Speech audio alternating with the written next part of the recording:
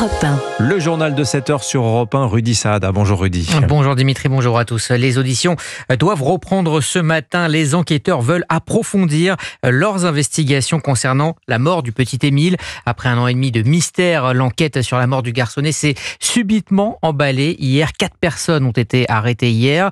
L'oncle, la tante, la grand-mère et le grand-père d'Émile. Stéphane Burgat, bonjour. Bonjour Rudy, bonjour à tous. Vous êtes le correspondant européen dans les Bouches-du-Rhône. La garde à vue donc du grand-père et de la grand-mère ont officiellement été prolongées peu après minuit. Oui, exactement. C'est ce qu'a annoncé dans un premier temps l'avocate du grand-père après un dernier interrogatoire en soirée. Il en sera donc de même pour la grand-mère également. Leur garde à vue peut s'étendre jusqu'à demain matin. On ne sait pas pour l'heure si celles de l'oncle, de la tante du petit Émile sont également prolongées.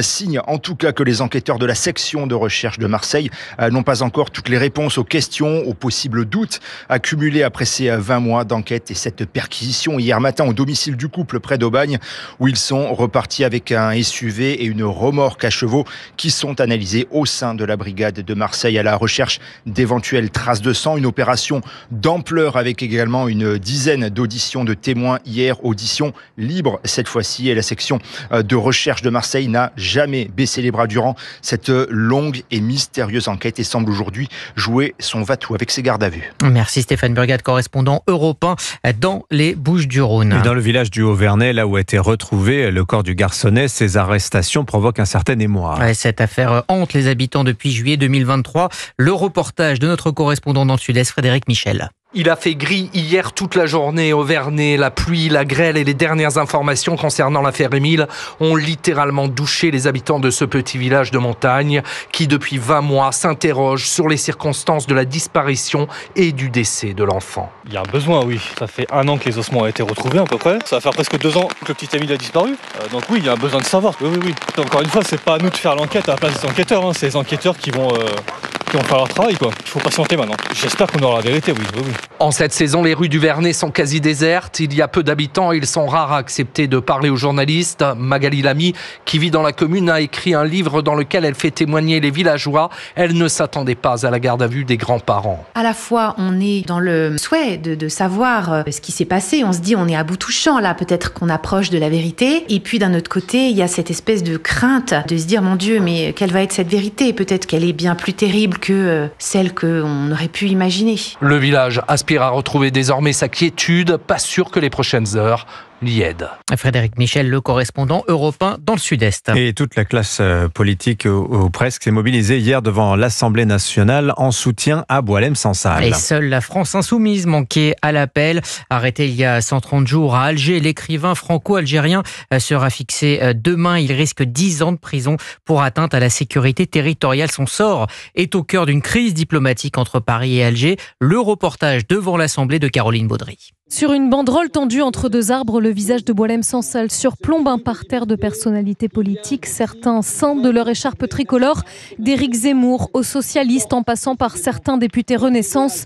Le ministre de l'Intérieur, Bruno Retailleau, prend la parole au micro. Pour lui dire qu'il nous manque, que nous l'attendons. La seule faute de Boualem Sansal est d'être libre, dit-il, libre comme un esprit français. Que vos applaudissements d'écho en écho, de ville en ville, puisse, si j'ose dire, bondir jusqu'à Alger. Libérer Boualem, c'est ma seule exigence, poursuit sur scène le président du Sénat, Gérard Larcher.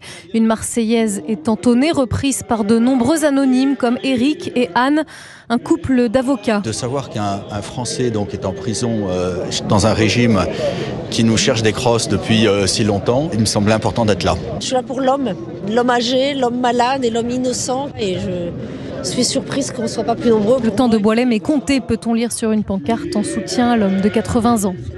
Caroline Baudry. Autre rassemblement à Orléans hier soir. 1300 personnes ont répondu à l'appel du maire de la ville afin de soutenir le rabbin Aryeh Engelberg. Il a été agressé samedi dernier sous les yeux de son fils. Le procès de Gérard Depardieu devant la 10e cour correctionnelle de Paris. Et pour la première fois, le comédien de 76 ans s'est exprimé à la barre hier. Il est accusé par 2 femmes d'attouchement, des faits qui se seraient produits sur un tournage en 2021. Jean-Baptiste Marty, vous suivez cette audience pour Europe 1. Gérard Depardieu admet avoir touché l'une des plaignantes, mais nie toute agression sexuelle. Assis sur son large tabouret, Gérard Depardieu concède. Oui, je l'ai attrapé par les hanches, mais c'était pour ne pas tomber. À quelques mètres de lui, les deux plaignantes bouillonnent, mais l'acteur poursuit.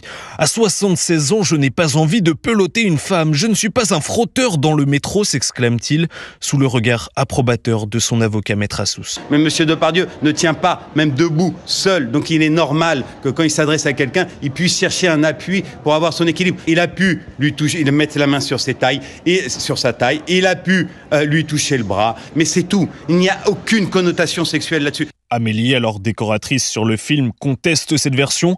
Elle se lève et s'emporte. Là, vous le voyez calme, mais sur un tournage, il gesticule, il grogne, il interpelle les femmes. Et elle assure, il m'a attrapé avec ses jambes et m'a malaxé. Gérard Depardieu bougonne et réfute, mais la quinquagénaire insiste. Je me suis retrouvée dans les bras de ce fauve, conclut-elle, sans pouvoir se souvenir de la personne qui l'a aidé à s'extirper. Jean-Baptiste Marty du service police-justice d'Europe 1. Timide avancée entre l'Ukraine et la Russie, Washington a annoncé hier un cessez-le-feu en mer Noire. Il a été conclu après 3 jours de discussions à Riyad. L'Elysée estime que ces accords vont dans la bonne direction, mais ne sont pas suffisants pour un cessez-le-feu durable. Volodymyr Zelensky sera par ailleurs reçu ce soir à Paris par Emmanuel Macron. Jordan Bardella en Israël. Pour la première fois, le président du RN est invité par des membres du gouvernement israélien en qualité de député européen. Il doit participer à une réunion contre l'antisémitisme, une étape importante dans le travail de dédiabolisation du Rassemblement national. Marion Maréchal, petite fille de Jean-Marie Le Pen, participe également à ce déplacement. Et puis après 100 jours à Matignon, François Bayrou tire un premier bilan dans les colonnes du JD News ce matin. Oui, dans un long entretien, le Premier ministre s'est confié à Laurence Ferrari, à Antonin André, à Jules Torres et à vous, Jacques Serret. Le maire de Pau dévoile donc dans le JD News ses chantiers et puis surtout sa méthode. Dans son bureau, François Bayrou observe ce grand cadre qu'il a fait installer après sa nomination. Face à lui, en noir et blanc, une photographie du pic d'Ossau dominant sa ville de Pau.